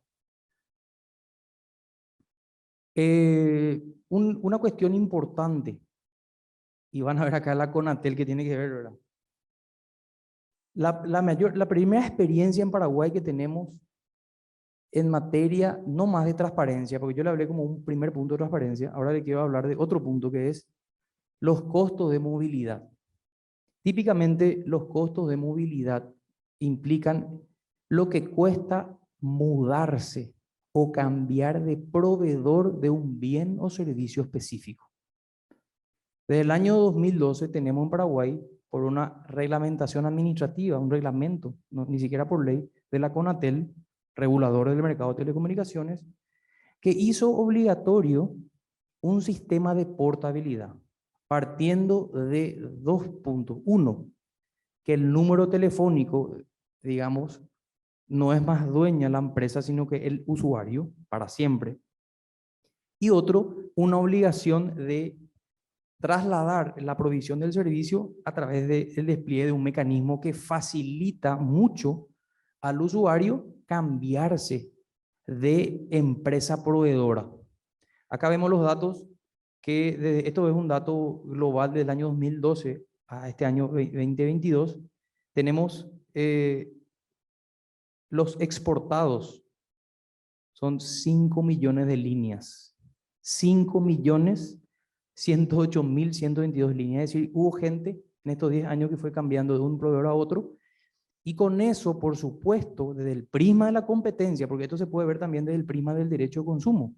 Obviamente que es un derecho del consumidor que le beneficia en forma personal, pero el prisma de la competencia hace que, gracias a eso y gracias a la disminución de los costos de movilidad de los usuarios, nosotros, los proveedores del servicio, nos veamos obligados a competir y a ofrecer cada vez más mejores condiciones, mejor relación de precio-calidad del servicio que estamos prestando. De no existir este sistema, les puedo asegurar que las mejoras de la relación precio-calidad que se dieron también en estos años, tanto de acceso a telefonía como a plan de datos, no iban a ser iguales nunca. Y esto habla también de la literatura comparada en materia de competencia. ¿Por qué traigo este ejemplo? Porque la idea que se suscita es llegar, y en nuestros países ya lo han logrado, a la portabilidad financiera, que implica básicamente, bajo los mismos principios de la portabilidad numérica, porque esto es un fenómeno que también se dio en otros países, primero la portabilidad numérica y luego la portabilidad financiera, lograr disminuir los switching costs o costos de movilidad entre un proveedor y otro de servicios financieros. ¿Cómo? A través de un sistema parecido y emulando a la portabilidad numérica que nos lleva a la portabilidad financiera. Para eso, para que eso sea operativo, tenemos que primero pasar el examen de la transparencia, porque de nada nos va a servir tratar o implementar un sistema de portabilidad si no sabemos cuál es la oferta que hoy me conviene en el mercado. Hoy cada uno de ustedes seguramente tiene una tarjeta de crédito, un préstamo que está pagando, pero no tiene la más pálida idea de que había sido una entidad financiera, está ofreciendo una tasa mucho más baja del préstamo que aún nosotros estamos pagando y a la cual nos conviene ir a presentar una solicitud de crédito para pagar la deuda anterior y cambiar de acreedor con mucho mejores condiciones. O sea, sin transparencia es ridículo hablar de portabilidad financiera. Es un paso necesario previo, porque sin comprensibilidad de que me conviene cambiarme y a dónde me conviene, no tiene sentido el régimen de cambio. Entonces, acá rápidamente, y les prometo que ya termino, básicamente les muestro experiencia comparada de lo que es transparencia. Tenemos, este es el regulador del mercado en Irlanda, que tomé como el ejemplo público que más me gustó de cómo están haciendo las cosas. Pero también la transparencia a través de la obligación y posterior disponibilización de información al sector privado se puede dar a través de mecanismos del sector privado, ¿verdad? Como de hecho son, por ejemplo, ejemplos muy claros en materia de hoteles y aviones, de Booking y otras empresas que ofrecen esos servicios y no son de entidades públicas, ¿verdad? Entonces acá tenemos, por ejemplo, la cantidad de, inclusive seguros también, de comparadores de precios, de condiciones, etcétera, que en este caso está en el regulador irlandés. Pero tenemos también en España, por ejemplo, del sector privado, porque ellos tienen una norma que hacen disponible y accesible esa información que le obligan a las entidades que participan en el mercado a proveer al sistema. Entonces, al hacer accesible, permite que otros inversores privados sin necesidad de inversión estatal, hagan este negocio y hagan estas plataformas de acceso y comparabilidad al sector, ¿verdad? Evidentemente financiado con comisiones, publicidad, etc. Este es un ejemplo, por ejemplo, también, ¿verdad? Inglés. Luego, acá, por ejemplo, este es español, mejorar tu hipoteca es posible. Y de hecho es la publicidad que nos está mostrando cómo hacer, etcétera, calcular, da herramientas para ese consumidor financiero que evidentemente se ve abrumado ante la experiencia de tener que ir a verificar y ver qué crédito le conviene. Es sumamente complejo para un usuario promedio. Entonces necesita el auxilio de la regulación. ¿Por qué? Porque acá el interés público está más presente que en ningún otro lugar. Proteger al consumidor y a la vez propiciar la competencia de los sujetos que ofertan en el mercado financiero.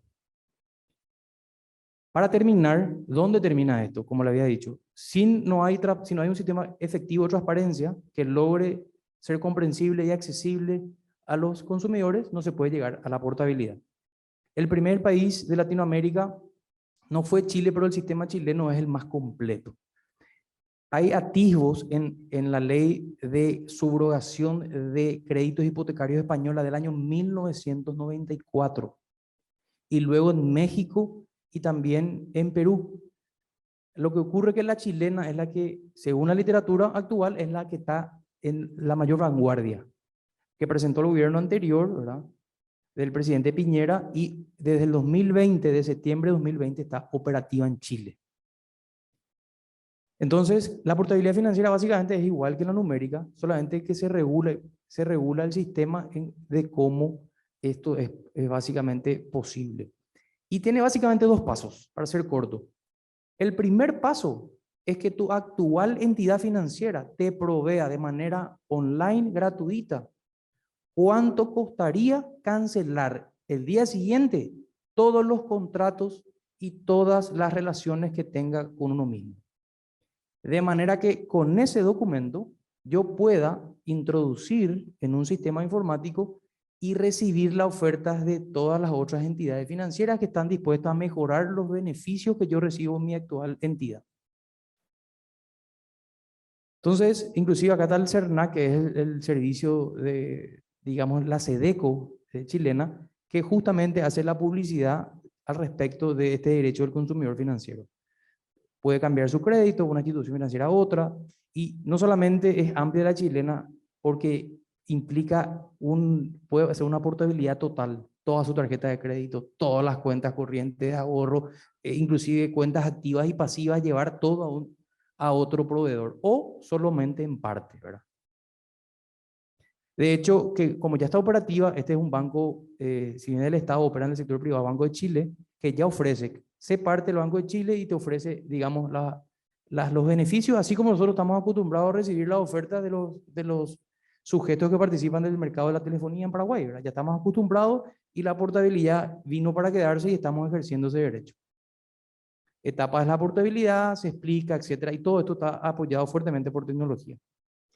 Último, hay una norma, no una norma, sino que es una inversión tecnológica muy importante que puede ayudarnos a propiciar esto, que es justamente, hace poco el director hizo una presentación al Congreso, la Comisión de Industria hizo justamente esta lámina que explica los eventuales productos del sistema de pago instantáneo que va a tener en el año 2023, y una cuestión importantísima para iniciar la portabilidad es la cuestión del alias, es decir, que ya no le pertenezca a la institución financiera específica el número de cuenta que tenemos, sino que con el alias facilite y disminuya el switching cost de entidad en entidad, porque va a ser más fácil cambiarme y no tener el engorroso trámite que avisarle a todos mis contactos, a todos mis proveedores, a todos aquellos que normalmente operan conmigo, de que el número de cuenta A pasó a la cuenta B, sino que sencillamente la cuenta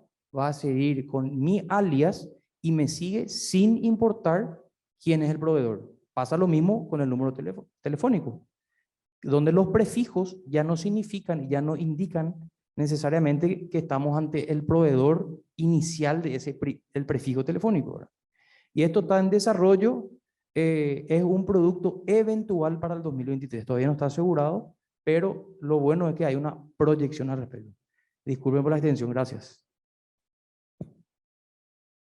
Muchísimas gracias, doctor, por echar luz sobre una cuestión de suyo ardua. La transparencia informativa para el consumidor es clave. De hecho, como anécdota, todo funcionario del Banco Central sabe que la primera pregunta que nos hacen es ¿va a subir o va a bajar el dólar? Y la segunda es ¿en qué banco hay que depositar?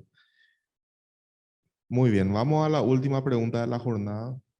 Doctora Jazmín Bernal, habíamos hablado del consentimiento, habíamos hablado de inteligencia artificial, machine learning, etc. Ahora, yo, como abogado forense prehistórico que tiene que presentar un papel ante el juez, quiero saber cómo se prueba el consentimiento al hacer uso de medios tecnológicos. Bueno, como se había señalado anteriormente, a pesar de las ventajas que reporta el uso de las nuevas tecnologías, esto también tiene una implicancia jurídica. Y una de esas implicancias está precisamente en cómo probar el consentimiento, porque como bien sabemos, el consentimiento es un elemento esencial en todo contrato. Y el Código Civil ahí nos dice de que el consentimiento debe manifestarse por oferta y por aceptación. En el caso de los contratos de seguro, la oferta es realizada por la compañía de seguros y como se trata de un contrato de adhesión, es la compañía la que establece las cláusulas. En sus cláusulas generales y particulares determina la cobertura que va a otorgar, las exclusiones y bueno, y prácticamente el usuario se limita a aceptar o no, ¿verdad? Ahora bien, cuando la contratación de un seguro se lleva a cabo a través de intermediarios, que serían los agentes y corredores, la ley de seguros en su artículo 76 determina que obligatoriamente la propuesta tiene que ser llevada a cabo por escrito y firmada. Entonces, vemos que para los agentes y corredores, más allá de los requisitos que vía reglamentaria se le exigen, de asesorar, de informar acabadamente todas las implicancias que va a tener el contrato que va, la póliza que va a contratar.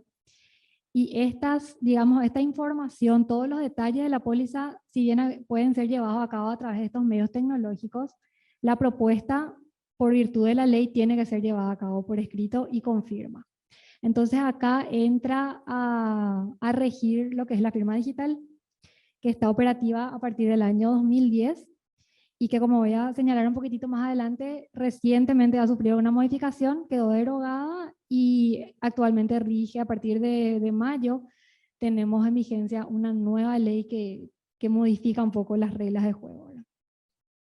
Con respecto a la aceptación que es llevada a cabo por parte del tomador o el asegurado, dice que se puede llevar a cabo por todos los medios de prueba. Se puede probar ese consentimiento. Entonces, digamos que si es a través de una llamada telefónica, se utiliza la grabación de las llamadas. Si es a través de un correo electrónico, de la lectura de ese correo tiene que quedar de forma indubitada que él prestó su consentimiento, ¿verdad? Entonces ahí vemos que hay como una diferencia en la formalidad que se requiere para el que realiza la oferta y el que acepta, ¿verdad? ¿Y por qué se da esa diferencia? Porque en materia aseguradora se le otorga una especial protección al asegurado debido a su desigualdad técnica frente al asegurador o frente al intermediario, que son los corredores y aseguradores, corredores y agentes, perdón, que tienen una expertise y un conocimiento mucho más acabado de lo que es el negocio del seguro frente al tomador asegurado.